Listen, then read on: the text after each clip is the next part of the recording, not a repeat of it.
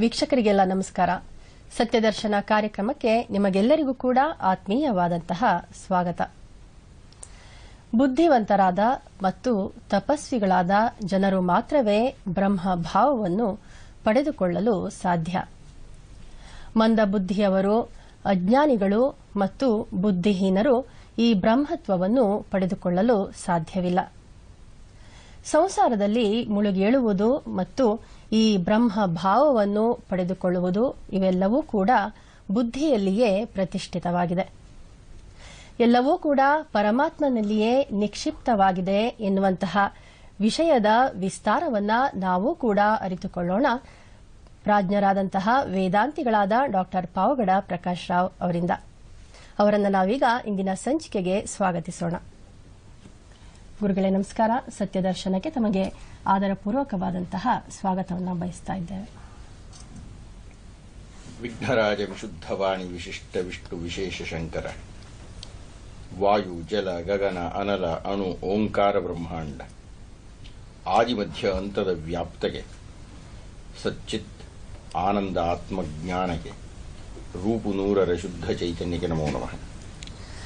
ಯುದ್ಧದಲ್ಲಿ ವಿಜಯಶಾಲಿಗಳಾಗಲು ಶ್ರೀರಾಮರು ಆದಿತ್ಯನನ್ನು ಪೂಜಿಸ್ತಾ ಇದ್ದಾರೆ ರಾಮಾಯಣದಲ್ಲಿ ಅನ್ನುವಂತಹ ಸಂಗತಿಯನ್ನ ನಾವು ಹಿಂದಿನ ಸಂಚಿಕೆಯಲ್ಲಿ ಕೇಳಿದ್ವಿ. ಈ ಸಂಚಿಕೆಯಲ್ಲಿ ನಾವು ನಮ್ಮ ಉಗ್ರಾಯ ವೀರಾಯ ಸಾರಂಗಾಯ ನಮೋ ನಮಃ ಎನ್ನುವಂತಹ ಈ ಶ್ಲೋಕದ ಈ ಮಂತ್ರದ ಅರ್ಥನ ಅರ್ಥಕೊಳ್ಬೇಕಾಗಿದೆ. ದಯವಿಟ್ಟು ಅದನ್ನ ತಿಳಿಸ್ಕೊಡಿ ಗುರುಗಳೇ. ನಮ ಉಗ್ರಾಯ ವೀರಾಯ ಸಾರಂಗಾಯ ನಮೋ ನಮಃ. ನಮಃ ಪದ್ಮ ಪ್ರಬೋಧಾಯ ಮಾರ್ತಾಂಡಾಯ ನಮೋ ನಮಃ. ಮಾರ್ತಾಂಡಾಯ ನಮೋ ನಮಃ ಹಿಂದೆಲ್ಲ ನೋಡಿದ್ದೇವೆ. ಮಾರ್ತಾಂಡ ಅಂದ್ರೆ ಏನು ಅನ್ನುವುದನ್ನು ನಾವು ಚಿಂತನೆ ಮಾಡಿದ್ದೇವೆ ಒಂದೆರಡು ಸಂಚಿಕೆಗಳಲ್ಲಿ.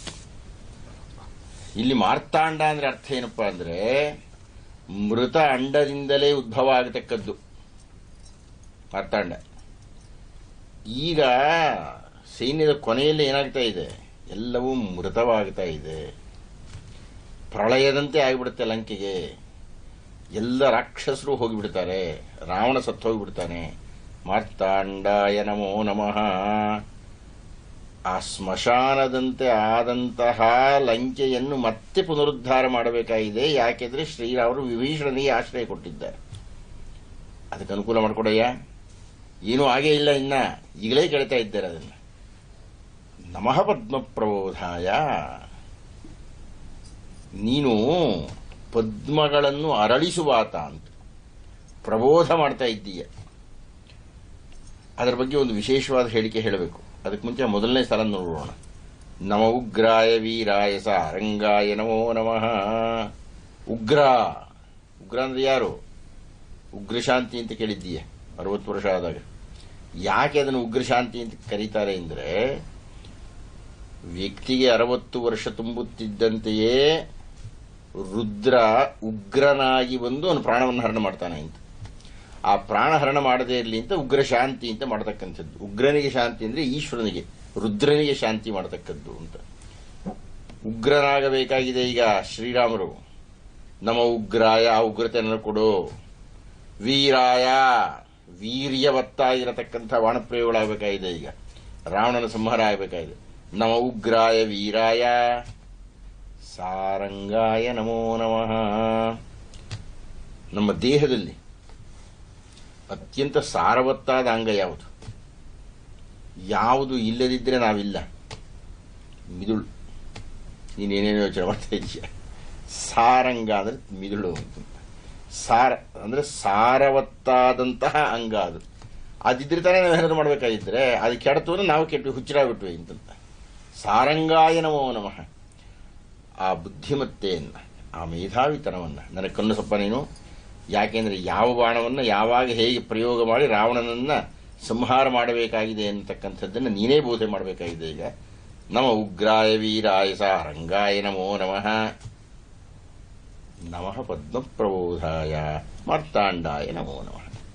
ಪದ್ಮಪ್ರಬೋಧ, ಆ 2 ಪದಗಳಿದೆ ಅಲ್ಲಿ, ಪದ್ಮ ಮತ್ತು ಪ್ರಬೋಧ ಅಂತ. ಪದ್ಮ ಅಂದ್ರೆ ಕಮಲ, ಕಮಲ ಪ್ರಬೋಧ. ಬೋಧ ಅಂದ್ರೆ ಬೋಧನೆ ಮಾಡ್ತಕ್ಕಂಥದ್ದು, ಪ್ರಬೋಧ ಅಂದ್ರೆ ಪ್ರಸಿದ್ಧವಾದ ಬೋಧನೆ ಮಾಡ್ತಕ್ಕಂಥದ್ದು. ಏನು ಪ್ರಬೋಧ ಮಾಡ್ತಾ ಇದ್ದಾನೆ? ಕಮಲದ ಅರಳಿಸ್ತಕ್ಕಂಥದ್ದಕ್ಕೆ ಹೇಳ್ತಾ ಇದ್ದಾರೆ ಅಗಸ್ತ್ಯ ಮಹರ್ಷಿಗಳು. ಸೂರ್ಯನಿಗೆ ನಾವು ನಮ್ಮನ್ನು ಅರ್ಪಣೆ ಮಾಡಿಕೊಂಡು ಜಯಶಾಲಿಗಳಾಗಬೇಕಾಗಿದ್ದರೆ ನಮ್ಮ ಹೃದಯ ಕಮಲ ಅನ್ನುವುದು ಅರಳಬೇಕು. ನಮ್ಮ ಹೃದಯದ ಭಾವನೆಗಳು ಸ್ಫುರಣಗೊಳ್ಳಬೇಕು. ನಮ್ಮ ಹೃದಯಕ್ಕೆ ಪ್ರಬೋಧವಾಗಬೇಕು. ಹೀಗಾಗಿ ಹೃದಯ ಕಮಲ, ವಾಸ್ತವಾಯಿ ಕಮಲ ಅಂದರೆ ಯಾರು? ಲಕ್ಷ್ಮಿಯ ಸ್ಥಾನ. ಲಕ್ಷ್ಮಿಯ ಸ್ಥಾನ ಯಾವುದು? ವಿಷ್ಣುವಿನ ಎದೆ. ವಿಷ್ಣು ಯಾರು? ಶ್ರೀರಾಮರು. ಈ ಅರ್ಥದಲ್ಲಿ ನಮಃ ಪದ್ಮ ಪ್ರಬೋಧಾಯ, ನಿನ್ನ ಹೃದಯ ಅರಳುವಂತೆ ಮಾಡಯ್ಯ. ಪದ್ಮಗಳನ್ನು ಅರಳಿಸತಕ್ಕಂತಹ ಸೂರ್ಯನೇ ನನ್ನ ಹೃದಯ ಕಮಲ ಅರಳುವಂತೆ ಮಾಡು. ಶ್ರೀರಾಮನಿಗೆ ಯಾವ ಹೃದಯ ಕಮಲ ಅರಳುತ್ತೆ? ಸೀತೆ ಬಂದಾಗ ಅರಳುತ್ತೆ. ಬಹಳ ಒಳ್ಳೆ ಉತ್ತರ ಕೊಟ್ಟಿದ್ದೀಯ.